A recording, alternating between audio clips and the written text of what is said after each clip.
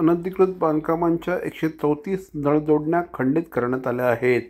ठाणे महानगरपालिकेच्या पाणीपुरवठा विभागाने केलेल्या कारवाईत 79 बोरवेल बंद जप्त करण्यात आल्या असून 18 मोटर पंप जप्त करण्यात आले आहेत. या सर्व नळजोडण्या अनधिकृतपणे घेण्यात आल्या होत्या. त्या संदर्भात गुन्हे दाखल करण्याची कारवाई करण्यात येत आहे. अनधिकृत बांधकामांना पाणीपुरवठा दिला असल्यास त्याची कागदपत्र तपासण्यात यावीत. तसंच बांधकाम अवैध असल्यास नळ संयोजन तात्काळ खंडित करण्यात यावं.